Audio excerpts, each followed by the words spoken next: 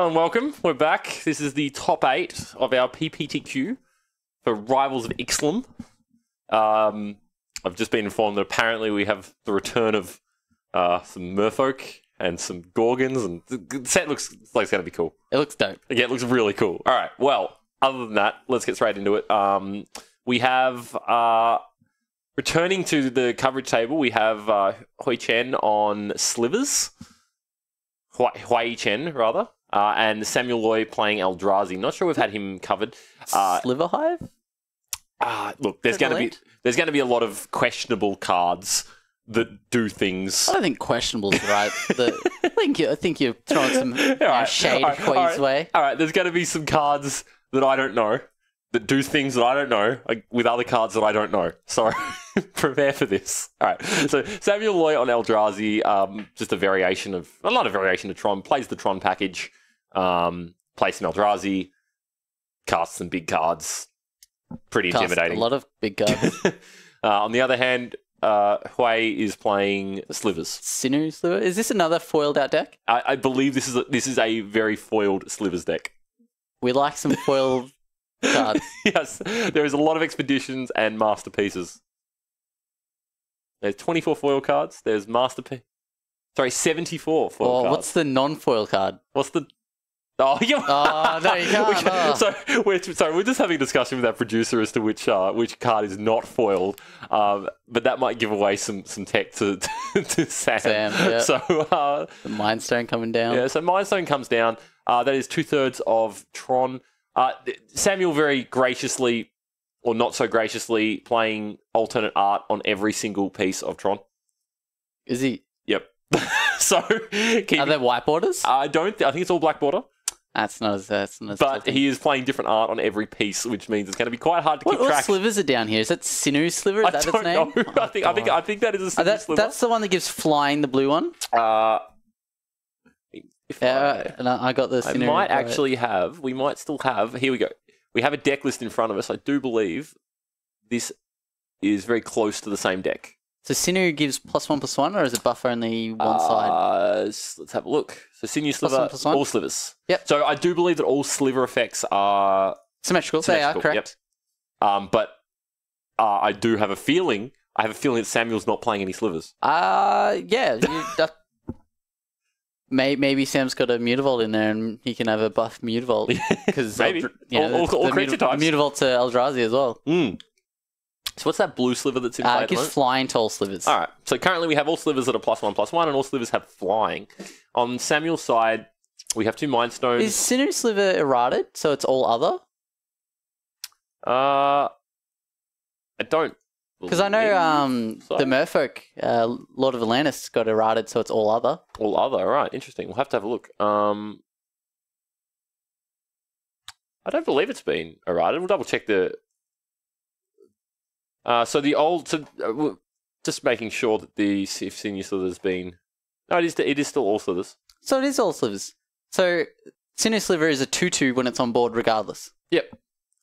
The question was whether or not it had been errated or not to change, along with the, as you mentioned, the Lord of Atlantis was changed. A few of the goblins got changed as well. Yep. All right, so there's more slivers in play. So that is, I believe that's haste. That's 2 Blur Sliver grants haste. 2 Simu Slivers. Jeez, this is aggressive. So all slivers currently have flying, +2/+2, and haste. Great. Good. So 3/3, 3/3, 3/3, and so 4/4, and we're scooping it up. That's it. That's game 1. Well done. Jeez. So wow. All right, Slivers getting there. Fast, aggressive. Yeah. Flying. I think Sam might be a bit in trouble here. You might need to natural Tron or something. Yeah, I mean, I don't know how often is Hui going to be able to do that though? And I haven't seen the deck played yet. I haven't seen him play this deck. I saw him... Actually, no, that's a lie. I saw the end of a very grindy match. I haven't seen him do a very aggressive match like that just yet. But there's the list. Yeah, it's a bunch of slivers. It's an Aether Vial, some land. The sideboard. Let's take a look. What's he probably going to bring in off the board Warping Whale's not horrible in the matchup. Yep. Can stop some sweepers. Yep. Actually, it might not be very good against Eldrazi-tron. Yes. Eldrazi-tron might not play that many sorceries. Whereas Green-Red Tron played board wipes. Yeah. I believe they do play all his dust in Eldrazi-tron. Yes. That might be something he's got to play Are there any around. other slivers that he might consider bringing in? I mean, Harmonic Sliver, maybe? There's a lot of targets for it. Maybe not so much. A lot of non-sequential targets. Yeah, a lot of stuff that it can be just, like, in response. You just do Mind stuff. Stones and stuff like that. And probably not worth it. Sam's not too worried about them getting destroyed. Yeah, yeah, right. So this is just interesting. This might be a fast one. It might not, because the thing is, Samuel definitely has the potential to stabilize a board. You couldn't play a Tron deck if it couldn't stabilize. Like this is true. It's a slow deck. It's a slow deck. It definitely by needs to get merit. to a point. Yeah, it can get there real quick with its Tron. yeah, but definitely. Yeah, if it's the old turn three Khans, I think. So both players looks like they're pulling in and out a few cards here. Oh, we do have a table 2 running at the moment. Currently not quite sure where they're at in the game. We will jump across if it looks like this one is going to end quite quickly. We've just been handed the list.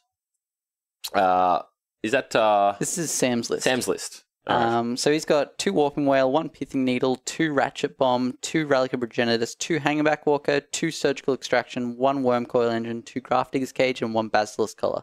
I expect we have Basilisk Collar coming in, the Worm Coil Engine, even the Hangerback Walkers. Hangerback Walkers maybe, but they get to chump and then chump again. And then, ish. Yeah, I suppose for chump duty, that's all they're going to be able to do.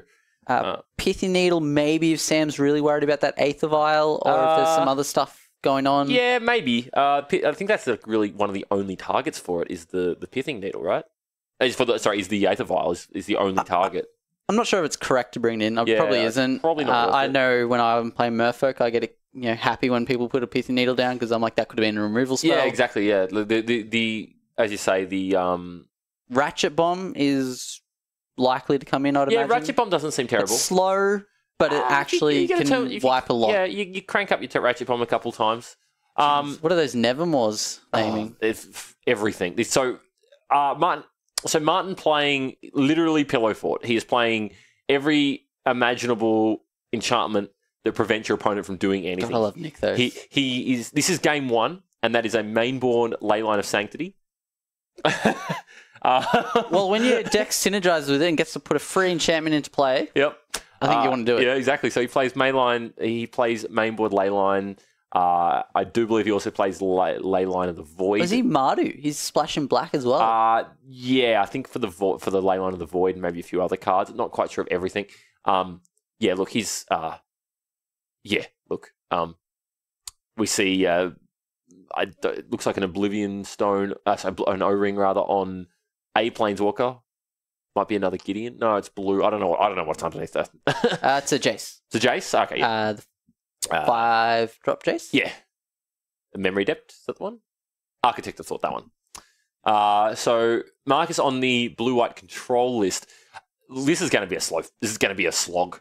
It looks like Martin's got it stabilized. In his favor. I'm curious to know what those Nevermores are naming. I would imagine things like Celestial Colonnade and Negate and Cryptic Command. Nothing like what I was suggesting. Sorry. So what was on Ruined Halo? And so Ruined Halo is getting into the trials. I suppose there's one on board. So yeah. So it's just going to be ticking up. Yep. Wow. Getting to the point where it can ultimate. Well, it can ultimate from the get-go, but yeah. All right. So we've got an Eldrazi Temple, Urza's Mine or Power Plant. I don't know. It's not a tower.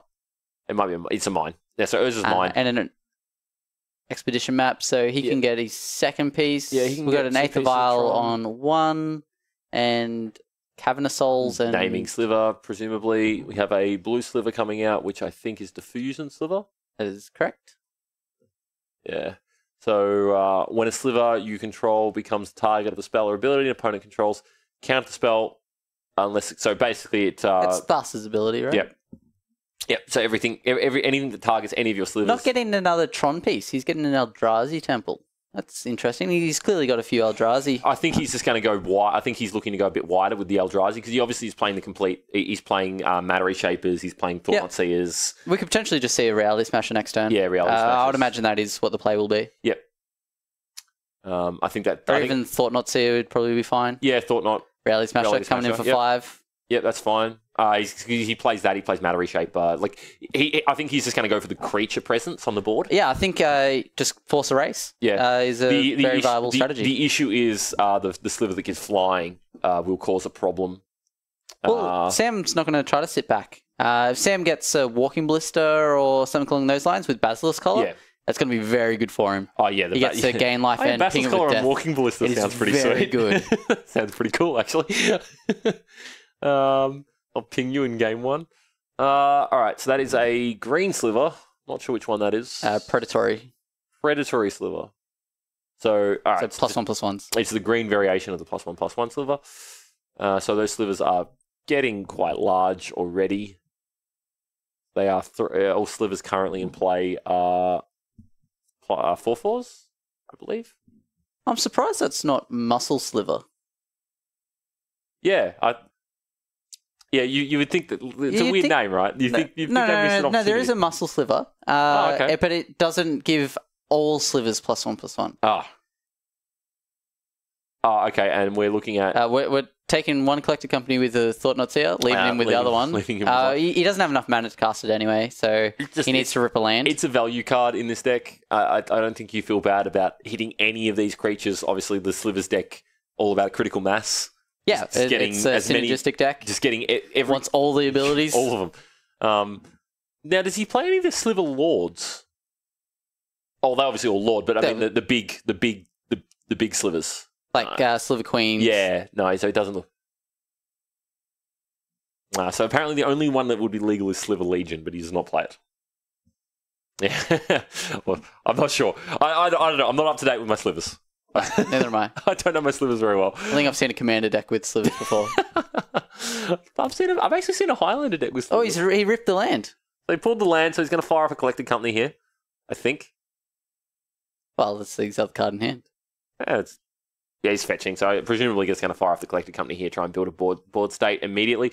Sam with a Thought-Knot Seer and a Reality Smasher in play, which is not nothing. Pretty good against most decks. Yep, but the Legion of Slivers.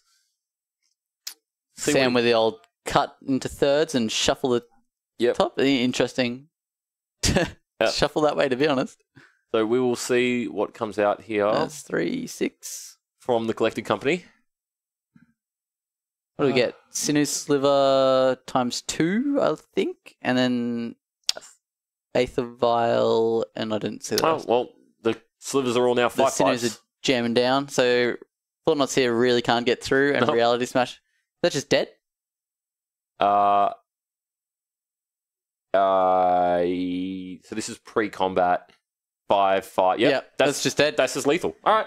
That were a lot quicker games than I thought they would be. I thought they would stall out a little bit. Apologies. I believed that would be a longer match. That was quick. Sliver's doing work. Apparently, you just need a bunch of 5/5s. A bunch of 5/5s is good. Definitely not bad. All right. So Gideon. Gideon's on 12. Jace is on 2. There is a third Nevermore in play. And I believe we have the Jace emblem. I assume that's what that bit of paper is representing. Yeah, most likely the Jace emblem. There's a third Nevermore in play. Ghostly Prison. A fourth Nevermore in play. Fourth Nevermore. Okay. We have a set of Nevermores. You are not allowed to cast any cards. So that is naming Supreme Verdict. Does it count? Wait, does Nevermore counter the speller? No, it just means you're not allowed to cast it. Okay. So they'll get stuck in hand. Yep, of course. The card is banned for the duration of this match. Are those so I see 4 Spreading Seas. Are they Martin's hand? Are they his exile? I'm curious to know what they are. I believe Marcus plays them. So what a lot of people do is actually take the basic the land that Spreading Seas is on. Yep. And we'll just cover it or exile the They are actually on. So they've been. So played. it's just to remove confusion from the player playing with spreading seas on their lands. Yeah, right. So that they actually just know that they're islands. Yep. So they are, in fact, there are in fact 4 spreading seas in play. Not really doing too much, I don't imagine, other than drawing Marcus some cards when they were played. Yeah. Martin, not. I want to say not under pressure to lose to anything just yet. Land. That's a good addition. Has a ghostly prism in play, so just in case Marcus decides to start attacking with a non-existent creature. It looks like this is pretty favoured towards Martin. I'm not sure what Marcus has outs. Eventually, Martin will get there with something. I mean, his win cons are very. I believe he has Assemble a Legion. I believe that's the card name. Was one of the 5-cost enchantment and gets counters on it on the beginning of the upkeep, and you get that many soldiers. Yep, gain a counter, gain soldiers, gain a counter. Which is why he's named the Supreme Verdict, so that that turns the corner quicker. Eventually, he will resolve that card, and eventually Marcus will lose to a legion of 1/1s. I don't know if he plays too many other wins. I believe Pillow Fort traditionally plays Heliod.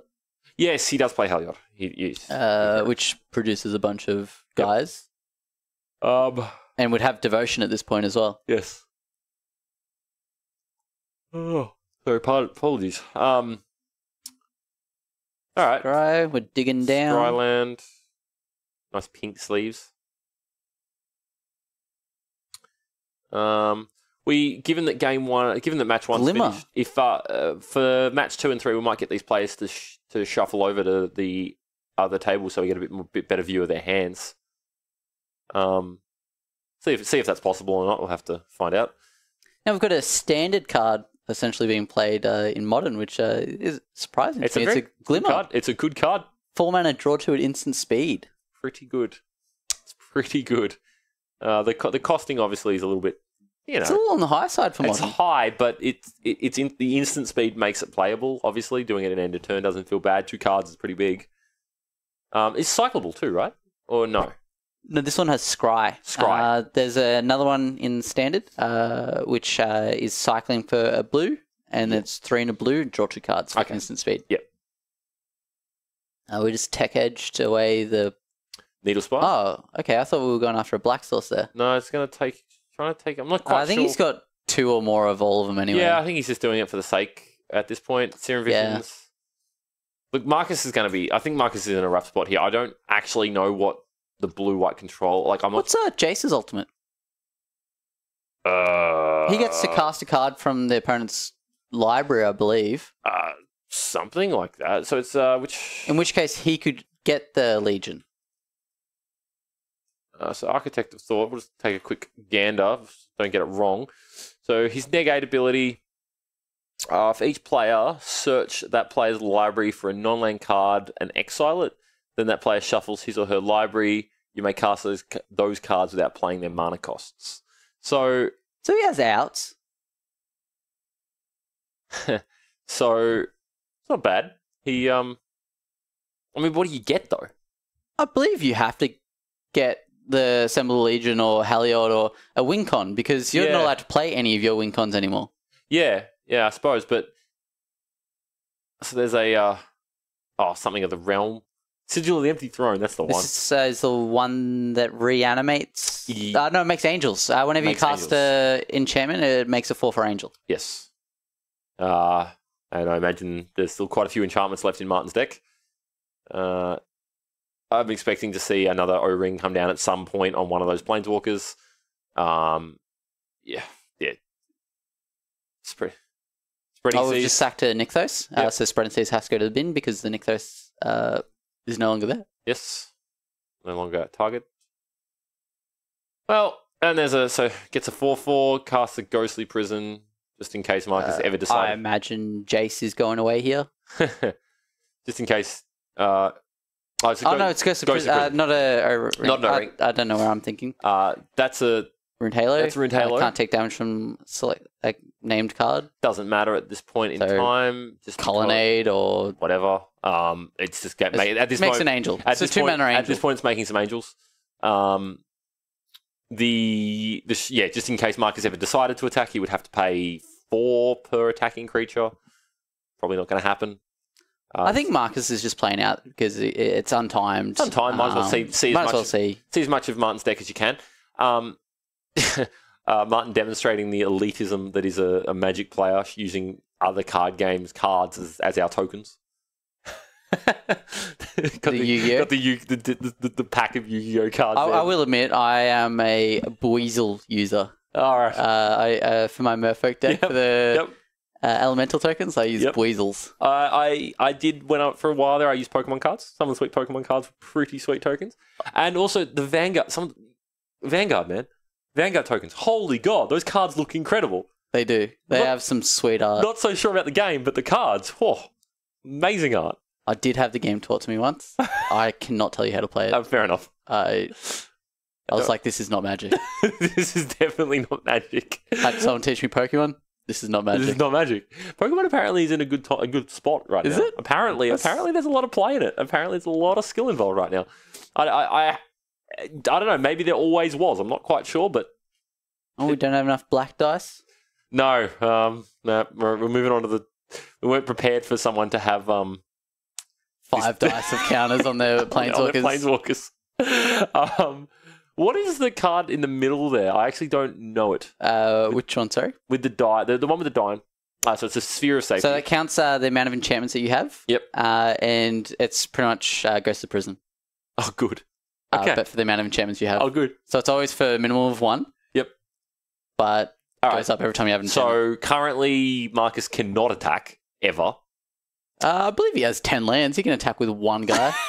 Plus the 2 ghostly prisons. Oh, right. So he needs 14. He needs 14 mana to attack with 1 creature. The ultimate fort has been constructed. He has 13 lands. 1 more land and he's allowed to attack. He's allowed to attack. Martin is very much in his room right now under like 20 pillows. You can't feel a punch after 20 pillows in yelling at Marcus that he doesn't know the password. All right, so the Planeswalkers just keep going up. But the other thing is Marcus is sitting behind a emblemed Gideon. He can't lose. He can't lose. So there is an out in the fact that Martin can lose the game. So if we played as 0 cards in the library... presumably the Jace... is getting attacked by 4 angels. I was going to say, presumably the Gideon is going to go away, or at the very least is going to get O-ringed, or something's going to happen. He's going to run out of Jaces. Out of Gideons, rather. But the slog is on.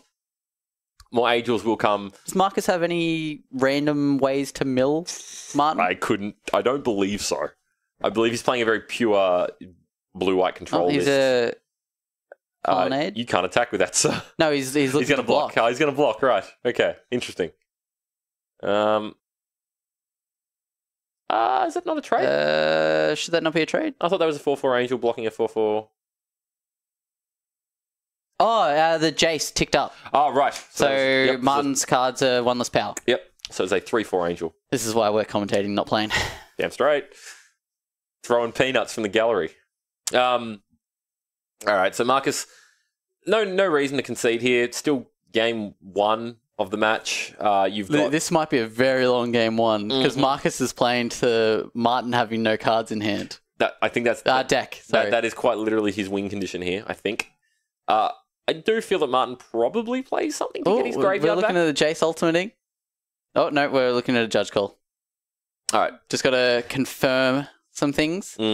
I imagine he's looking to see whether he can cast a card from his deck that's already been named by Nevermore. Okay. So okay. The first ability. So checking the targeting of the first ability. Which it does not. It's until end turn, all creatures the opponent controls have -1, -0. Yep. So no target specified. He's going to ultimate, have a squiz at Martin's deck. I imagine it has to be some kind of win. Yeah. Oh, maybe he gets like a Oblivion Ring and goes after something. What's interesting though is Martin did choose to attack the Gideon instead of the Jace, which I don't know if that was correct. I think I might have gone after the Jace first. I think Gideon's just... There was a few misplays in that. I'm not saying that which Planeswalker he attacked, but he attacked with the 3/4 into a 4/4, Yeah. which we missed as well. Yeah, true. We would have made the same mistake. No, the turn before he did get one through, I thought. He did get one through, but there wasn't enough mana up for the Colonnade, I believe, or it might have been tapped. I'm not 100% sure. Yeah. So maybe correct to just ignore that. At this point, the Jace is the Gideon is too far out of reach. Like you're never doing that much damage. So you want to check the Jace? Yeah, I think you just keep the Jace in check. I think that's probably what should have happened. And then rely on eventually hitting one of your 3 other O-rings you have in the deck. So maybe Mark's play here is to take an O-ring out of the deck to limit the opportunity to stop Gideon. Does he get to cast the O-ring? It gets exiled, and then you may cast it. You may cast it. He gets to do one from his deck as well. So he could. There's too much redundancy on Martin's side of the board for him to be able to target something and remove it. And I mean, maybe he takes. He could take the Sphere of Safety so that it's cheaper to attack. Or the sigil, or the thing that's making the angels. What's it called? Sigil of an Empty Throne. Yeah, maybe take the sigil. I mean, unless Martin plays more than one of them, which he probably does. Well, he gets to look through the whole deck and actually gets to figure this stuff out. He is actually currently holding the O-ring at the front. The only information he doesn't have is what's in Martin's hand. Yeah, of course.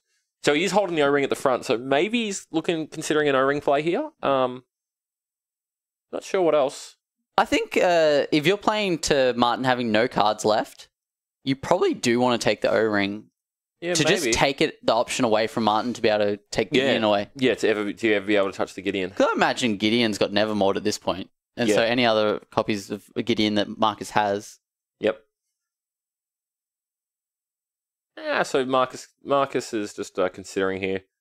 There's a lot of information to take on when you look through someone's deck and you have to make these sort of decisions. Yeah, definitely. You have so much to decide. There's a lot to consider, yeah, for sure. And I think it's correct to look at your opponent's deck first before you look at yours. Yep. Then you actually get to play with information. Yep. Although I imagine Marcus's deck is pretty limited on what cards he can actually cast. Looks like he's gonna. That's very interesting too. So he's gonna battle in the sky. Is that any enchantment? It is any enchantment. So if your opponent casts an enchantment, is what I'm asking. No, So when you cast, so he must be going for a detention sphere here. Yeah. So I think he's. Marcus must be getting detention sphere from his deck. Yeah. And casting that, getting a 4/4 angel. Going after the opponent's sigil. Yep. The sphere. So, I'd imagine this goes after the sigil. What's interesting? He could have hit the 4 Nevermores. Oh, that's a good point. Maybe he missed that. I mean, they're not naming anything particularly relevant right now, but definitely hitting the. I mean, it would hit all 4 of them. It's value. 4th one. So they're naming negates. It is. No, it does go after him. Yep, so it's hitting. So that allows him to now cast negate. So I wonder if Martin just assumed that it was going to go after the sigil. Yep.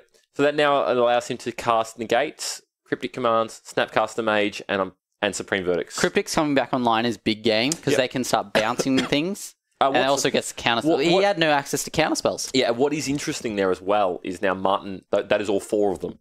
So Martin does not get them back. So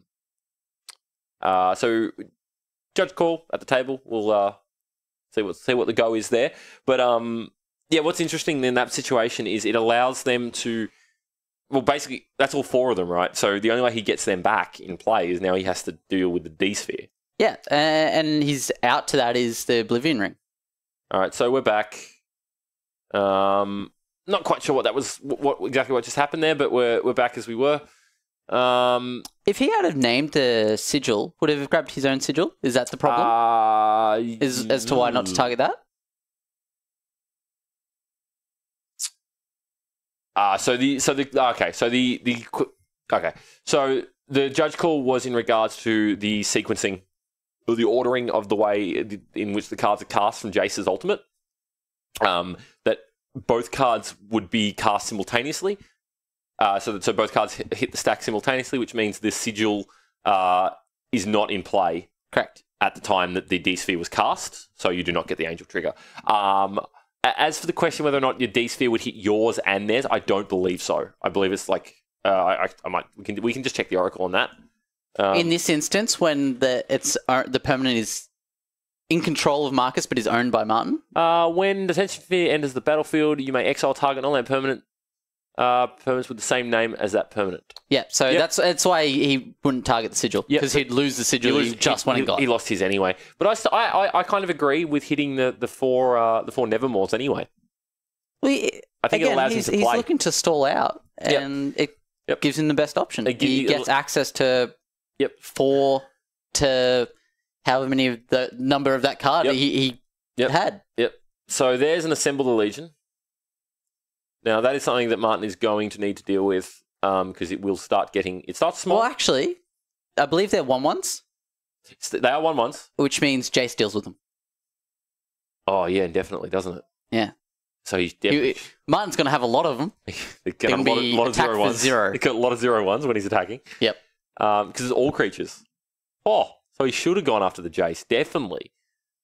Ooh, okay. I believe Heliod's tokens are 2/1s though, so Heliod's an out. Yes, so Heliod is an out, but Marcus does now have the ability to cast the Supreme Verdicts. And Cryptic Commands. And Negate. And Snapcaster, And Cryptic, and Snapcaster Supreme, and all the goodness that is a blue-white control list. So another D-Sphere coming down. Another D-Sphere, that's an angel this time. There's no question about that one. This one is an angel. Trigger gets an angel targeting... What's he going Does he want to try turning the corner at all here? Probably not. Oh, I think he still needs to... In a weird way, it's not stabilizing, but he needs to open the board up for him to be able to... 5 on top of the library, is that how many cards are left? Surely not. No, that's the Assemble the Legion. That's him to remind him. So it takes the Sphere of Safety. Which will bring it down to only 6 mana to attack. 6 to attack now, which is realistic. He has an angel, a 4/4 angel, which is most likely going to be blocked by Martin's 4/4 angel. As Jace's trigger is only when the other creature's attacking, not on blocking, right? Correct. Yeah. Okay, so it would be a 4/4 attacking a 4/4. But Gideon has targeted that angel. Gideon's ability is still relevant. Right. So he's elected to leave up mana this turn round, though, and not attack, because he could have attacked with the Colonnade. Yep. I just got the Colonnade as well. All right, so Marcus starting to but it would tap him out, I believe. Yeah, if not, starting to whittle away. He doesn't have enough mana, because he has to wake up the Colonnade at the same time. All right, so the Legion is beginning to be assembled. Start small. Start with 1. Is that meant to be Karibo? Like, I haven't played Yu-Gi-Oh! Since I haven't played Yu-Gi-Oh! It's a scapegoat. And I believe he has a lot of them.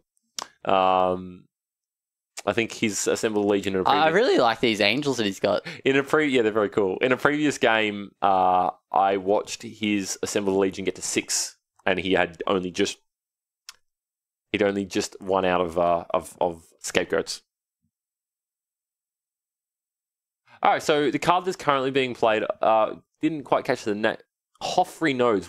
Porphyry. Yeah. Nodes. It's the color-shifted drop of honey. So I will get the exact Oracle text on that. So it's an enchantment that, for as long as it's in play, the weakest creature is destroyed. That's interesting, because... Yeah, so... And when there's the weakest creature is always going to be Martin's. Yeah, with the Gideon. No, with the Assemble a Legion.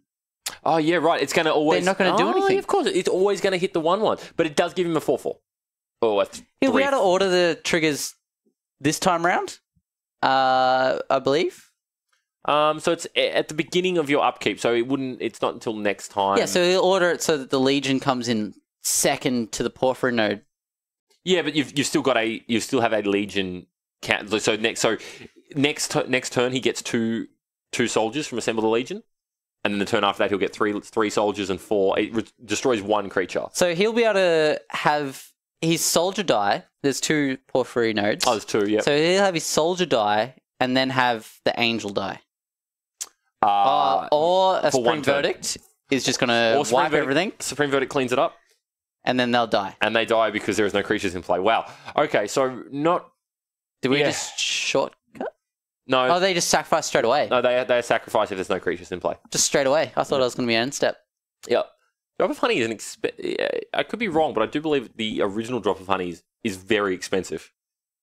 It's a very expensive card. A lot of old cards are very expensive. Like, excessively expensive for some unknown reason. I believe it's a bit like Moat. Upwards of a couple $100. Moat's what, $400? Yes. And, it's just a pillow fort card? Yes, I have a Moat. If anyone wants to buy it, let me know. I am moving it.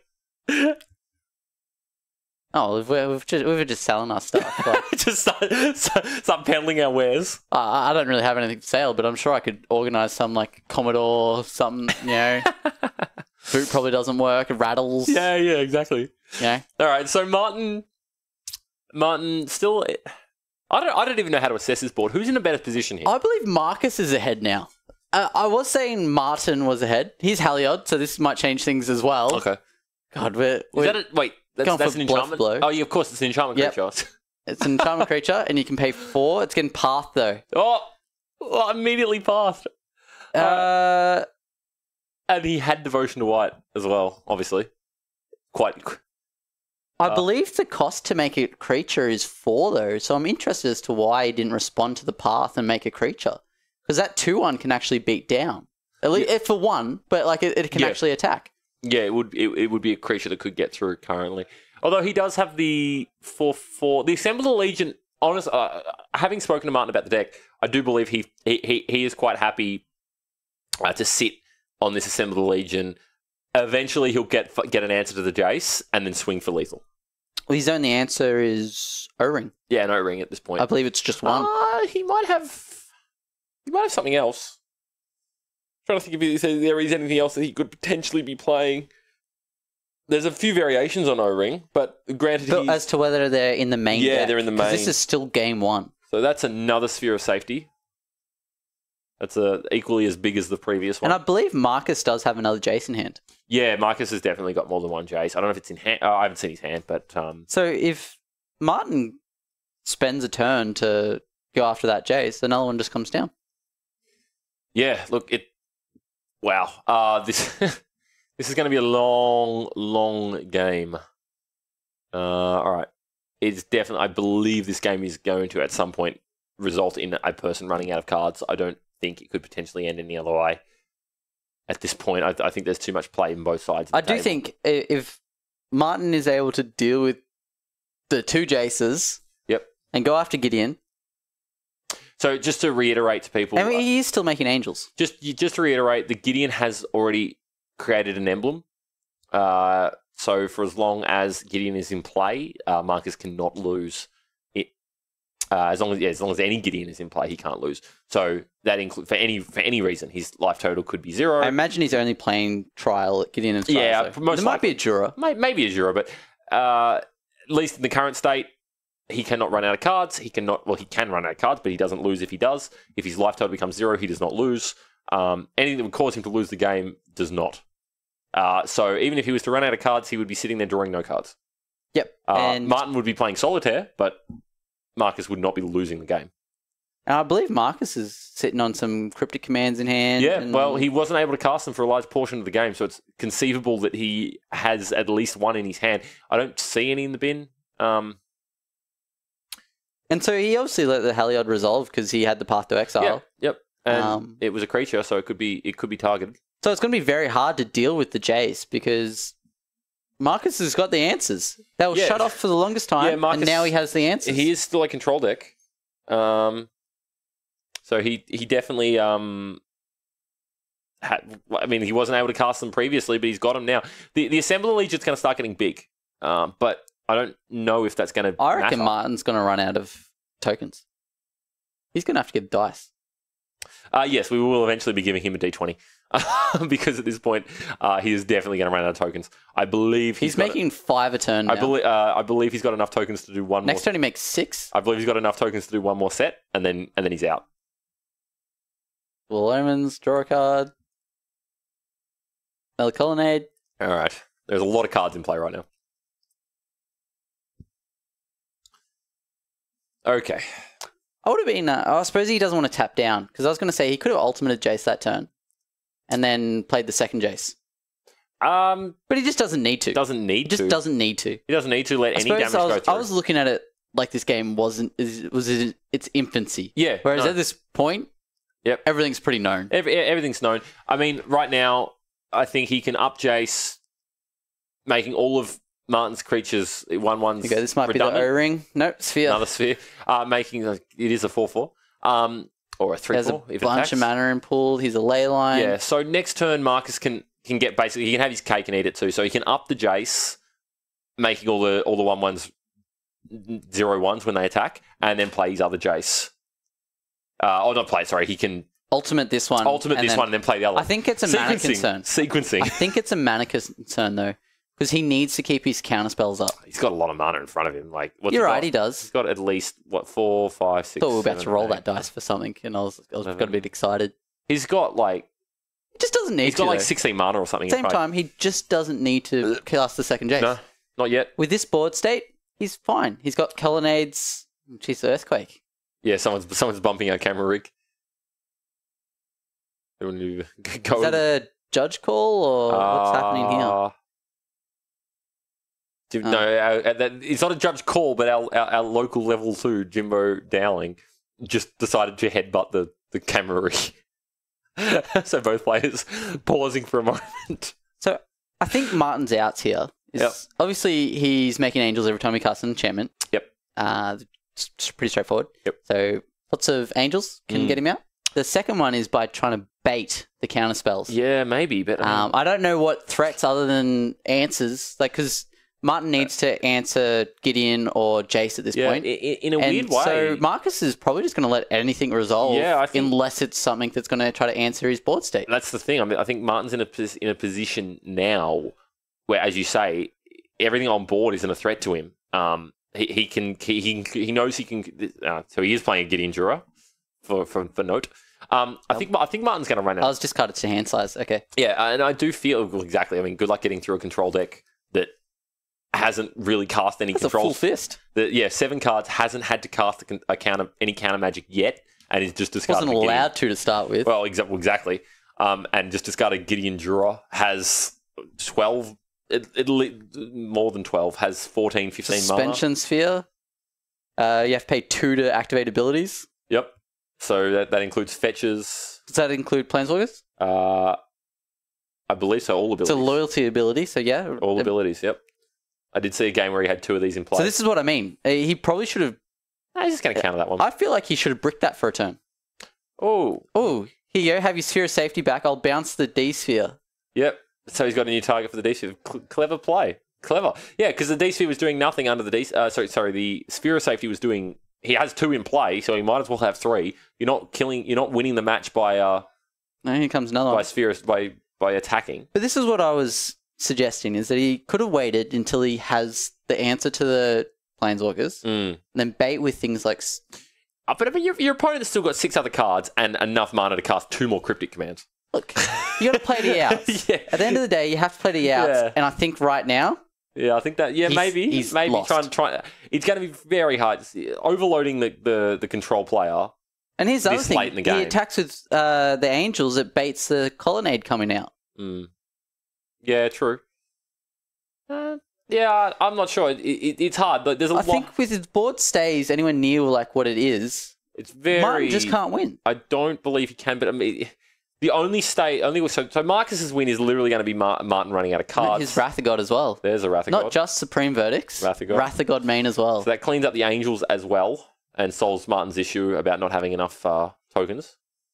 Mind you, we're going to be seeing 7 of them coming back next turn. And this gives Jace a chance to ultimate since the board got cleared. Yep. Well timed. I'm guessing Marcus has just looked at his 1 card in the deck. He has 1 card left. And I think it was a land, which means that he can't grab it. That's great. So Martin still has a lot of cards. Now this is a well, it's a may choose. So like you don't have to grab a card. Yeah. Now the problem here though is Marcus is out of cards. Marcus has a grip of cards, but that's all he has. That's all he has to play with. What is on board is all he has. It's gonna Martin still has a lot of cards left and a lot of time. It's possible, maybe unlikely, but it's possible that Marcus just runs out of things to do. Marcus does have a detention sphere, so he's got 2 more angels in hand, essentially. Yeah, of course. Which might be coming down right now. Yeah, the Jace has been MVP of this. What's this go after? This goes after the other person's sigil? Yeah, I think... No, you don't want to target sigil, because you'd lose your sigils. I suppose actually right now he could target the sigil. He could target the sigil. Did he target nothing? No, it would be D-Sphere targeting... Nothing. Oh, no. No, it's Serious safety. Serious safety. Oh, they had to resolve the Angel Trigger, but he ticked up his Gideon at the same time. That was some bad sequencing. Yeah, not ideal, but I'm glad Martin's a team player and is not calling Jimbo over for that. Yeah, that said, Jimbo's just watching them. So that said, right now, Marcus actually has the potential to win via melee in the air. He pays 6 per attacker, but do that a few turns. Yeah, you just chip for 2 turns in a row. Rest in peace. Rest in peace. That's going to turn those snapcasters off. Yeah, well, that's a lot of cards. And I don't think it does anything against Martin. So he's going to cast a Snapcaster in response just to do something with it. Don't know what he's going to flash back. He's going to flash back a Cryptic Command, which I imagine will be Bounce. This could bounce that Sigil. Bounce counter? Bounce the Sigil, and if he has a counterspell in hand, that Sigil won't be able to come back down. Yeah, so he's going to bounce the counter. So counter, yeah, okay. Bounce counter. Seems fine. And yeah, if you've got another, as you say, if you've got another counterspell in hand, hits the Sigil of Martin's, meaning that Marcus will be the one with the Angels. Martin, basically, but we've got to remember, Marcus only has 1 card in his deck. He does. So he might want to actually save that to counter something that's going to answer his Gideon. I think the way he's... Or not. No, he's just going to straight negate it. He's going to counter it. Yeah, look. Get out of here. Yep. Look, I agree. For what it's worth, I agree. He currently has 3 Angels to Martin's 1. Sorry. He has 3 Angels to Martin's 1. And I think that if he can start attacking, which... Did he forget to tick up Jace? No, he altered that turn, right? He ultimated that turn. No, he did forget to tick up Jace. No, he did forget to tick up Jace. Yep. Might have been a punt. Yeah. He's got the Angels, though. He doesn't have enough Angels to block 8 of them. He can't block it. Oh, he God. loses to Jace, which means he could... Oh, that's a... We thought we had it locked up, and he's missed. That's a massive mistake. All right, so... Yeah, so basically what was happening... I believe he does have another Jace in hand. So he might have another Jace, but that's still a massive mistake. That was unnecessary. So what actually happened there is Marcus forgot to +1 his Jace. Is it +2? +1. +1. Forgot to +1. But he... Do those tokens have haste? The tokens don't have haste, which means that he missed that he would have had He would have had a turn to activate the Jace. He's drawn a Supreme Verdict for the turn, I believe. So he's fine. Anyway, so slight misplay there. But nonetheless... He's still got a Gideon on, was it like 26? Yeah. I'm going to need someone to do the math for me. Yeah, it's 26? Yeah. 26 loyalty on a Planeswalker. Yeah, it's a When was the last time you saw a Planeswalker with that much loyalty on it? So... we might be missing something because then we're being told he didn't forget to +1, but I thought the turning ultimate. The turning ultimate. He cast a board. Anyway. Yeah, he cast. It is what it is. He cast. The tokens do have haste. Yeah. Okay. So that explains. That explains a lot. Our understanding was the tokens did not have haste, but apparently they have haste, so that is relevant. So he did not forget to +1. The turn they came down, they attacked. All right, fair enough. So maybe Marcus... But I believe he does have another Jace in hand. He does have another Jace in hand, but the problem is he doesn't have an answer to the Legion. Tension Sphere should have maybe gone after that O-Ring. Yeah. And then got the other Jace back. Or just remove the Assemble the Legion. Because now the problem is... This might have been a punt. Martin is going to start making enough... Oh, no. What is in Marcus's hand? Not sure what's in his hand, but so the problem... Okay, the risk here is that Martin is now able to make enough 1/1s to actually get through the Jace, and in doing so, then able to get through Marcus's life total. On the other side of that, though, is Marcus has three 4/4 Angels and a 2/1 Snapcaster. Granted, it takes 6 mana for each attacker for Marcus to attack currently. There's a lot of math that would need to be worked out there as to who's winning what race. It's interesting. Yeah, there's a lot of play here. This is not a match I would want to be playing. No, right this now. is there's so much there's a lot going on. Going on. There's a lot going on. Maybe Martin was correct to just not ultimate Jace ever. Marcus. So Marcus, oh man, Marcus Martin, sorry. Marcus might have been correct to just never ultimate the Jace. Could have been greedy. Yeah. Or at least the turn he ultimated the Jace, have enough mana up to also Cryptic Command. This Cryptic might be going after that Oblivion Ring. Or... He's going to bounce his O-Ring. I can't imagine you want to pull that Nevermore up one. No, you want to keep the Nevermore. He's going to get... exactly. So he's going to get back his Jace. Back a Jace. Yeah, that's fine. Okay. Yep, so he still had that. That's going to bounce a Jace and do nothing else, I don't believe. Up. Did he Does he have another counterspell in hand? I'm not quite sure what other mode he chose on... It was tap. So that you can... So he did. Sorry, he used it. Yep, sorry, okay, cool. Yep, so he tapped down Martin's team and then bounced the D-Sphere... the O-Ring. But that O-Ring can come back. Assuming Martin doesn't have a counterspell, that O-Ring I believe he has a Snapcaster in hand. And he's got enough mana to snap Cryptic. Yeah, of course. Yeah. All right. So, all right, Marcus in a good spot here. Still a slog. Still going to be a slog. Does the tap ability target a player? I'm not sure. Let's just check that. Because Martin has ley lines in play. So just double checking if Cryptic Command actually targets a player, because so tap all creatures your opponent control. Okay. So it doesn't target. Okay. Have faith in our level 2. Didn't miss something that we thought he might have. Or our top 8 players. Yeah, apparently. They know something we don't.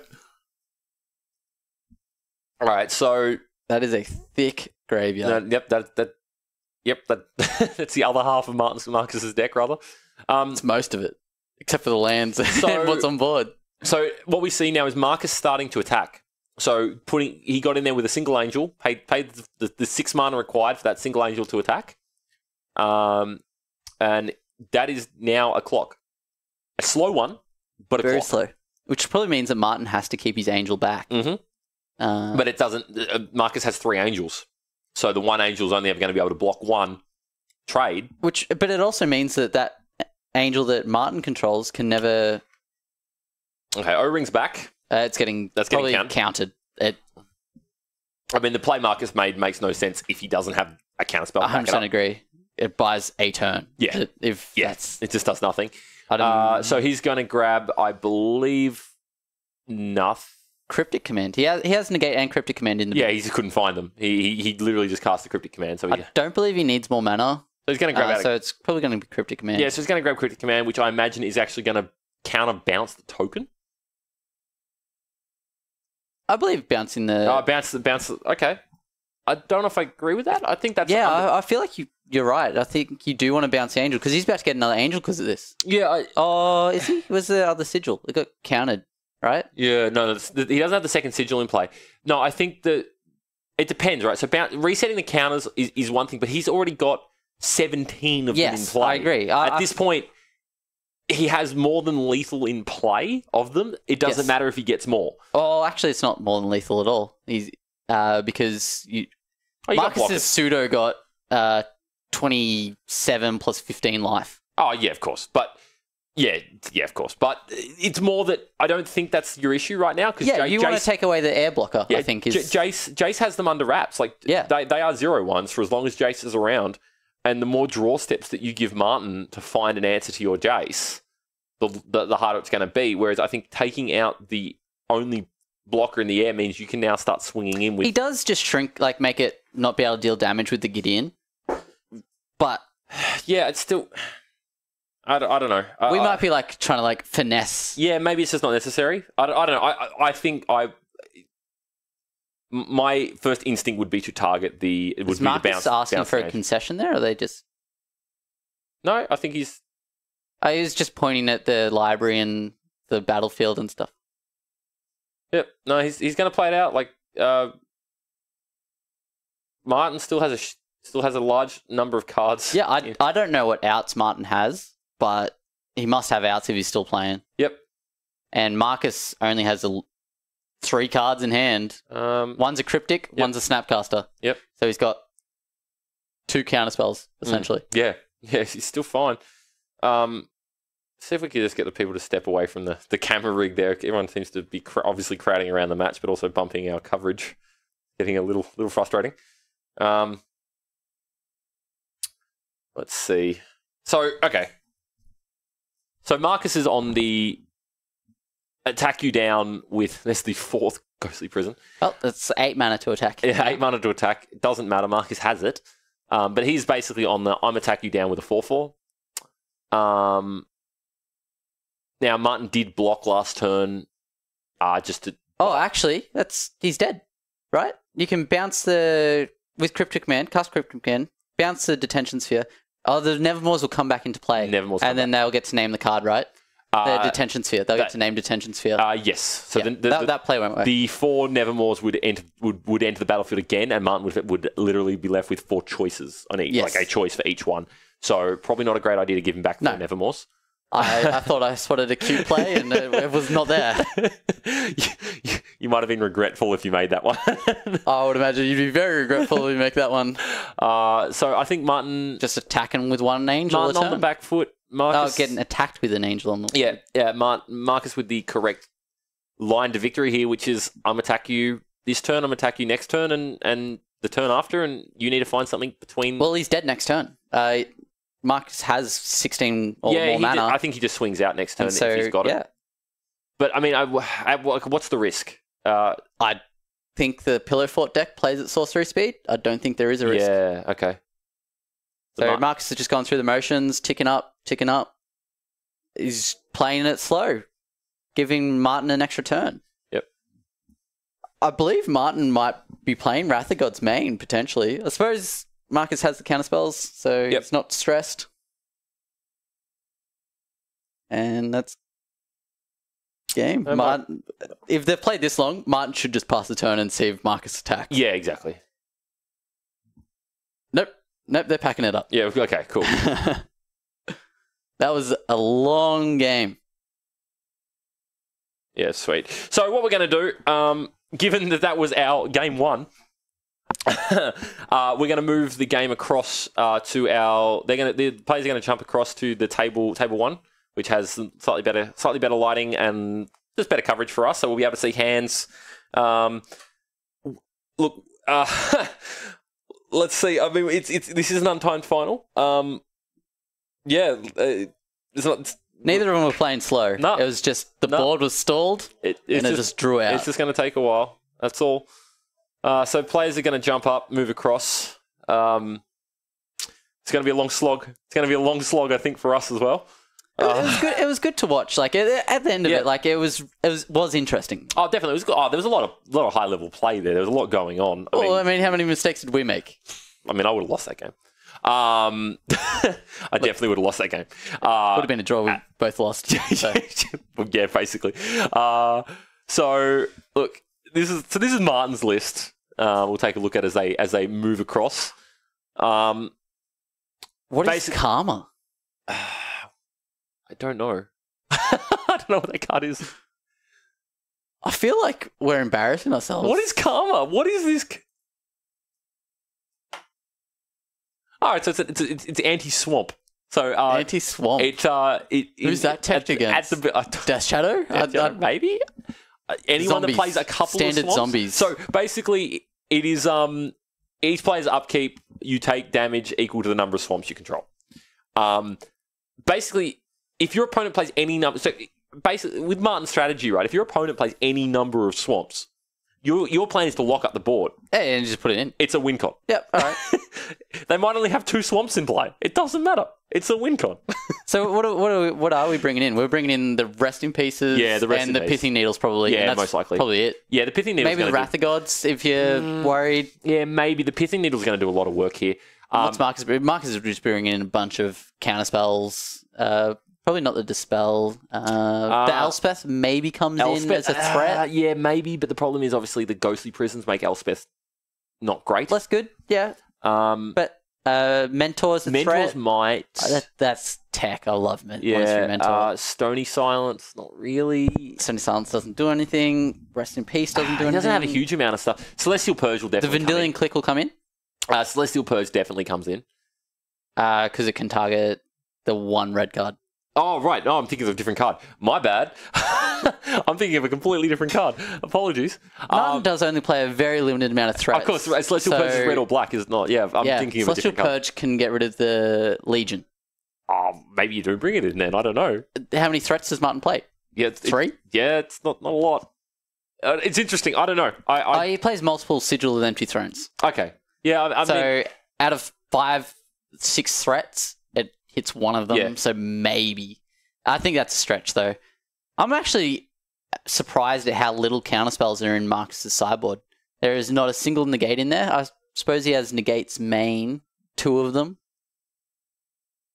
Very interesting that there's such a limited amount of counterspells in the sideboard. Marcus might have been lucky that he didn't verse combo decks. Yeah. This is not a sideboard to fight combo decks. Yeah, it's weird. I mean, you don't. We spoke about it before in terms of the metaing and stuff like that. You don't. Well, the meta's not combo. Yeah, well, exactly. You're not expecting to come in and see a pillow fort deck. That's yeah. Yeah, like it's not something you're prepared to fight against. Anyway, so Still shuffling up and shuffling up, getting ready for game 2. Wow. Mini earthquake going on here. I think people are getting a little bit excited it's around. Probably Jimbo again. Getting a bit excited around our cameras. So, all right. Yeah, look. I mean, look. Granted, this game could go way faster. I mean, Marcus could just draw some Counterspells, draw some early action threats, some early action. Martin not quite able to build up the fort fast enough and get done. But I mean, in round 5, Martin did win in like 20 minutes. Yep, he did. I don't know what the matchup was, but he won in like 20, 25 minutes. He definitely 2-0'd. So that could happen again. Yep. And Marcus definitely has the answers. It's just that the Nevermore's come down, named the right cards at the right time, and so the game drew out. All right, so shuffling up. Martin's locked in. Deck is not being presented. Maybe not locked in yet. That was some Wrath of Gods in. That's he has Portal Wrath of Gods. Oh, good. I saw them earlier in the day, Nice. and I didn't know what the card was. All right, so we've already started one of our semi-finals on the other table. Jeskai Control versus Grixis Shadow. Is that the matchup? Yeah, it looks like it. We'll just. I'm actually not sure who's favoured here, because I know that in response to Grixis Shadow, there was a lot of Jeskai lists popping up. Yep. Jeskai Control lists. Yep. So I imagine they're not popping up for no reason. I imagine they popped up as an answer to Shadow potentially. Yeah, because Path to Exile deals with fatties pretty well. Yes, it does. It's quite good at that. And when you got 4 Snapcasters as well. Yeah. Look.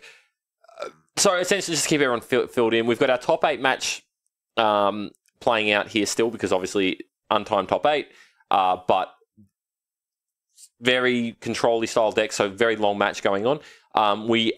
For the sake of time, saving time, we already know one of the matchups for the top 4, so they're going to play just to keep things moving. Otherwise, we might be here for a long day. Must admit, it is one of the worst feelings when you have to wait for a match. Oh, yeah. Especially like long knowing it's going to be a long match like that. If you're sitting and you're playing, and you can't really go for food either or anything like that. Because the game could finish at any time. Yeah, exactly. And not sure who actually would be playing the winner of this match, but basically whoever was sitting waiting to see the winner of this match definitely. Advantage is you probably got to see every single card that both of them have. All right, so we have a Leyline on turn 0. Why are they staying in? Why would you keep Leyline in against blue-white control? Would they not be the first card you cut? Lack of anything better. It's still an enchantment that you can play to give you an angel. Yep. I don't anticipating Vendilion clicks? Maybe. It stops It's a Vendilion bit clicks. fringe. I mean, I don't know. Maybe it's just lack of better cards. It could be like a better cards. Maybe he just doesn't think there's anything else. We did only highlight 4 cards in the sideboard that are potential options. You know, you don't Got a bunch have of to sideboard out cards just because you have to sideboard out cards. You know, like yeah. All right, so Nevermore. Not sure what that's naming yet. Detention Sphere. Got done in last game by Detention Sphere. No more. Yep. Should I say nevermore? Yeah, exactly. Monastery Mentor. So that's a good start. That's a good start for Marcus. This is going to start clocking Martin. That's what he needs. He needs a fast start, fast aggressive start. Imagine if Marcus has like triple Serum Visions next turn. Mm-hmm. So good. Monastery Mentor not as good in Modern as it is in the Eternal formats because you don't have the Moxen and such. Yep. The free spells, Lotus Petal. Yep. The camera rig is still getting quite heavily bumped, really starting to frustrate me. So let's see, second Nevermore. Yep. It's the second Nevermore on. Naming, not quite sure what. Oh, I can't read those. I don't know. Here's the Serum Vision. That's one of 3 that I called. Yep. All right. So Serum Vision coming out. Let's get the hype train. So second Nevermore naming Cryptic Command. All right. So that is some damage coming out there immediately. And these all have prowess, by the way. Yes, they do. Every time you cast a prowess spell, you get a token, and every time the tokens also have prowess. Gideon coming down, triggering prowess again. Here we go. Now, the question is, if you're Marcus, do you try to space out your so for instance, so in this case, right, neither of those tokens can attack. Straight for the emblem. So neither of those tokens can attack, yeah? Correct. So do you sort of wait and try and space out your... You space him out a bit. Yeah, I think which is what he's done. He's got 2 on board. Yeah, I suppose. And then next turn... Gideon's going to be clocking for 4 as well. Yep, that's true. Martin better hope he has a fog of like a pillow. Yeah, he needs a pillow. Right now he needs a Ghostly Prison. I think Ghostly Prison is can come down right now. Actually, Sphere of Safety can come down now. Sphere's not bad. Sphere's better. Sphere or 2 Ghostlies. It's the same amount as the Sphere. Sphere would have been 4. All right, so... All right. Yeah, all right. Well, that's a good... That's definitely stabilized Martin for now. Yeah, well, all those tokens can't come in. That's big. All right, well, the tokens... I'd imagine it... oh, no, he can't attack it. He's played his land this turn as well, right? Mm. Yeah, well, he just can't attack this turn. Yeah, can't attack this turn. The Monastery Mentor can still get relatively... Well, actually, no, he can't, because now the issue is you need the mana to make the Monastery Mentor big, but you also need the mana... which also means that you can't attack. Now, Marcus does... There is a risk here, though, in the fact that Martin's played 2 Ghostly Prisons out. Marcus does play Detention Spheres. A Detention Sphere is named by Nevermore. Oh, it's already been named. All right, apologies. And Cryptic Command is also named. Yep. All right, good. I believe there is no way he gets him off the board now. Yeah, I think you might be right. I think Martin didn't realise that Detention Sphere was in play. Jace Ultimate will get him into play. I think Jace Ultimate is like the only way. Negate. So Jace Ultimate hitting like an O-ring or something. Yeah, Jace Ultimate could get the O-ring, which could grab the Detention Sphere of the Cryptic Commanded Nevermore. Yeah, exactly. And then that is now live. We've still got some stuff. Some lines. There's some lines. Long-term plans. Oh, yeah. But Mark is still happy to build just a board state of monks.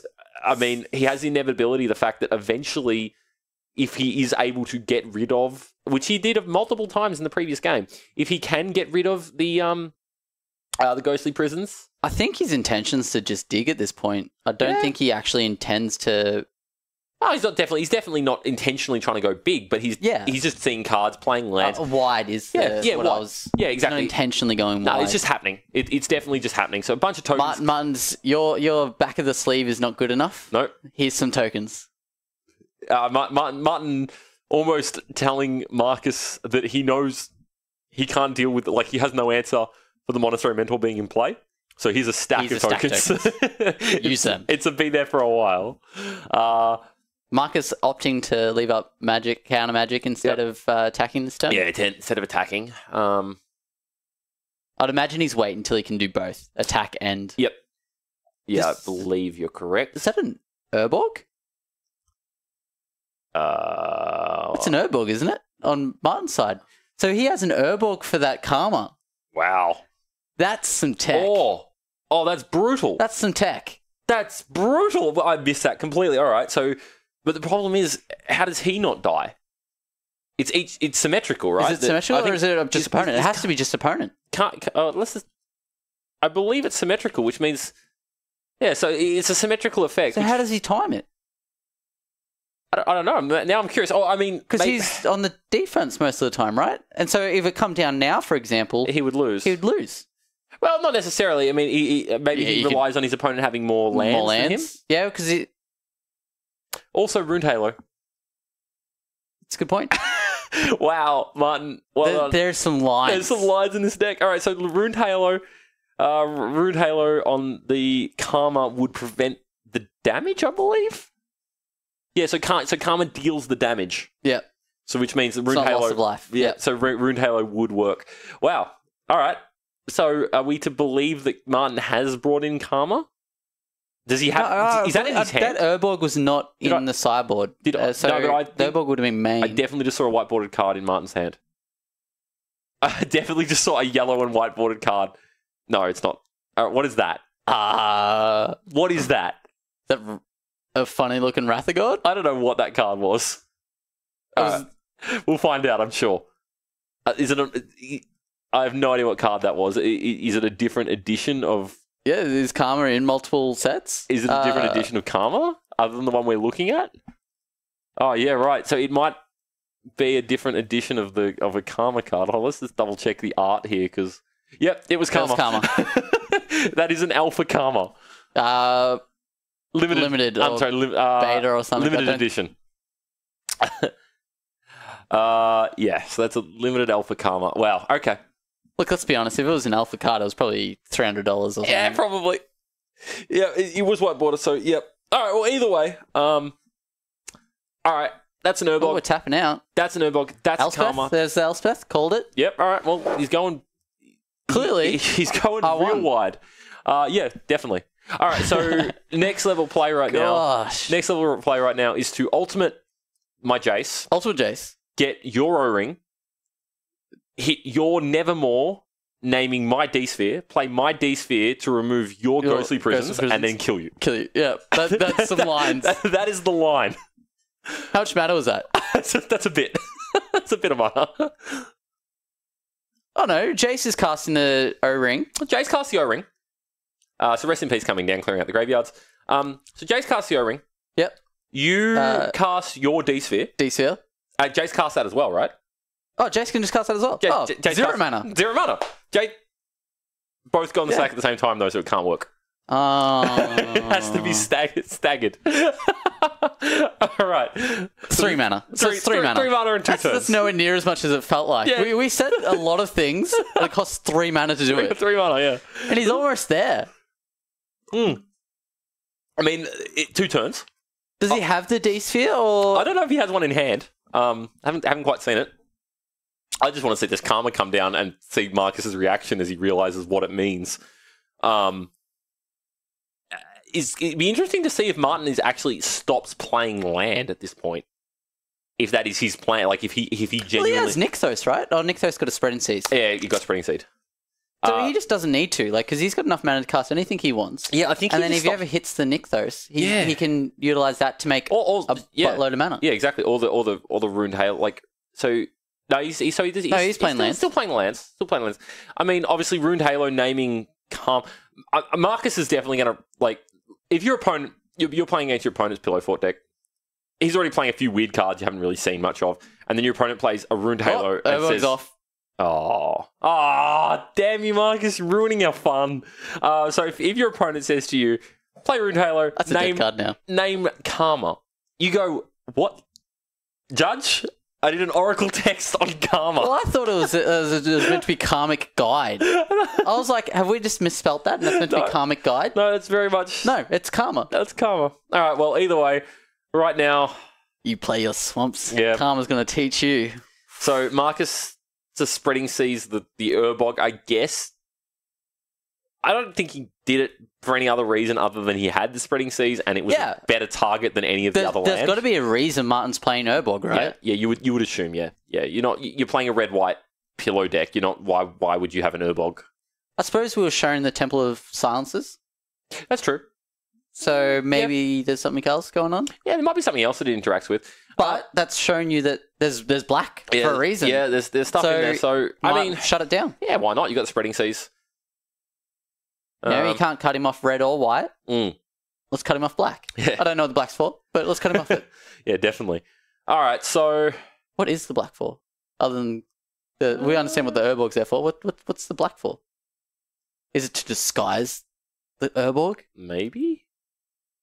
I don't know. What other cards did he? I didn't see any other cards. Nonetheless, Marcus has a very large board right now. That is a lot of prowess. That is. Oh wow! I lost track. That is a lot of prowess. Yeah. So that's what one. Yeah. So two, half of them three, are four, prowess, five, and the other half are Elspeth. So there are 10, not including the Monastery Mentor. There are 10 monks in play. A few. One mage, one wizard. Sorry, wizard human with a water pistol. There's the third. There's the third Marcus, Ghost in Prison. You don't care about that, man.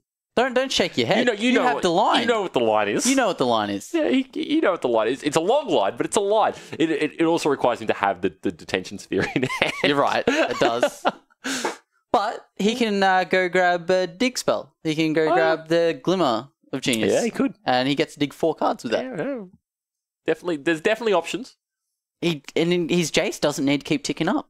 Marcus is presenting 0 threats at the moment. Yep. All right. Oh, this is a long one. This is a long haul. Oh, Elspeth Emblem as well. That could be a thing. Pump up the because it gives +1/+1 and flying. +1/+1 and flying. So you can bring in Monastery Mentor, increase your clock a bit. Yep. Yeah, just get one through. Come, Marcus. Pay 6. You can piece this line together.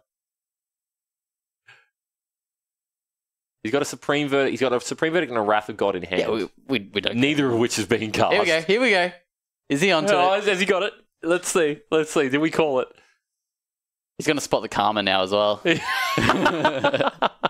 No, the Karma's in. I think he's got it to the front. He's like, Karma. what is this? What is this card? Now he's looking over at the. I think it looks like Martin's having a bit of a laugh. I think he noticed Marcus realizing the bullet that he might. Heliod. You don't want Heliod. No.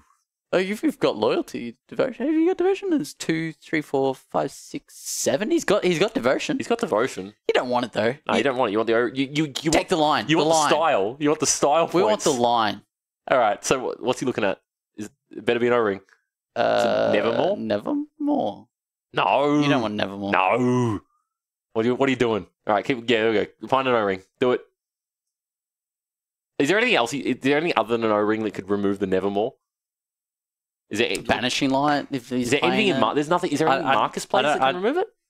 I don't remember the whole standard. I was just looking at the sideboard. I don't remember the rest of the Yeah, I mean, obviously the sigil. So now he's looking at his own. The sigil's gone. Is he looking to figure out this line? Oh man, so it is unappealing in the fact that both the cards obviously get cast simultaneously, which means you can't O-ring the Nevermore and cast your own D-Sphere. Yeah, you need to O-ring first, have that resolve. Pulled Glimmer to the front. Oh, okay. This is the first part. Maybe this is the all line part of we the grand eliminated. plan. This is all part of the grand plan. Not sure. Now, on the other side of the table, Martin's just doing. He's put Glimmer down. Glimmer is exiled. Yep. So on the other side of the table, Martin's just doing what he's done pretty much all day. Built up a board state and made it very difficult for your opponent to win. It's surprising that he has not gone to time at all the today. tough thing is that you don't actually sit in the... I feel like you don't sit in the driver's seat for most of the game, Martin. No, but somehow he did not go to time during any round. Oh, was that an O-ring? That was a Nevermore, I think. No. What are you Nevermoring? That That's not that's an O-ring. That was an O-ring. I didn't spot it. I'll trust you. I'll trust you. I think hope it was is. an O-ring. We want the line. So He could get it. He could do it this turn if he gets lucky on that glimmer. Yeah, He gets 4 looks and he has 2 detention spheres, I believe. Yep. He only needs 1. It kills you on the. You cast the cast of the D sphere is lethal. Actually, the ball. Forget about the cast. He's dead. He's very dead. All right. It's an O-ring. It's an O-ring. What are you O-ringing? Trigger on the Monastery Mentor twice. Yep. 2 more guys. O-ring targets. O-ring targets the D sphere. Oh yeah, D sphere one. We're looking for the D sphere one. No, he hasn't said yet. Oh wait, can he order it so that he gets to look first? Yeah. So both of these go on the stack simultaneously. You choose the order that they're on the stack. Yeah, so he gets to look first before he decides what he should be doing. Yep. He has that's a supreme verdict. I saw a gold card and I'm like, that's it? Yeah. It is not. It is not. It's not it. I still think you go after the Nevermore naming Detention sphere. Detention sphere. What do you name the one after? What? Oh, he's just thinning. Oh, he's just going to thin him out. Okay. Yeah, okay. So that's got 3 triggers on the Monastery Mentor. Yeah, I mean the Mentor's still pretty big. If you ultimate Elspeth, that's 5/6 power, and you also get to attack with another guy, which is probably one of the other prowess tokens. Prowess tokens, yeah. So that's 6. That's lethal. That's lethal. Does he have lethal just by removing one of them? Yeah. He's got 8 mana. Yeah.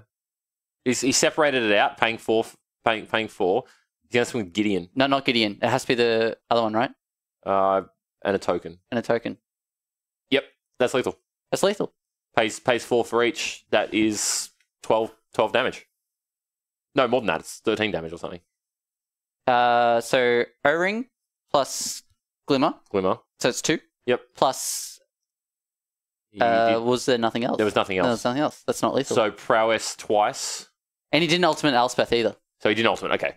So prowess triggers twice, which means you have a 3/3 Curious monk. as to why he didn't ultimate You have a 3/3 monk, and you have a 4/3. It's only 7. 4/4. He had the win that turn, right? 4/3. Oh no, 7, he needed another prowess trigger. He needed one more prowess trigger. Oh yeah, he needed. So Elspeth adds Elspeth's ultimate.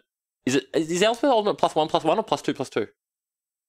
He missed lethal. He missed lethal. Yeah, so ultimate thing, Elspeth would have given +2/+2 to all creatures, which would have been lethal. He missed lethal. But that said, did he tick up prior to combat? He might have ticked up. Is that where he messed up? I think he might have already ticked up. And he missed the line. That said, I don't believe there's a draw that Martin has that gets him back in the game. Sphere of safety, potentially 1, 2, 3, 4, 5, 6, 7. Oh, okay. So Mark is commenting that he actually realised that he missed lethal. So did 7. So that's it. The sphere of safety wasn't an out either. No. So Marcus does get there. In a weird way. I'm glad it didn't go to a third. Yeah. All right. That was amazing. That was fast. Oh, slow. Will be fast. Because game 2 was good. Yep, that was great. There was not that game 1 wasn't good. It was just very long. There was a lot of lines and long and drawn out and fun to watch. We'll be back with the top 4. One of which it's already underway. So we might be featuring the other one. Yeah, so we'll probably jump on the other one. I'm not sure what's going on exactly, but we will take a break really quickly and be back. So thanks, guys.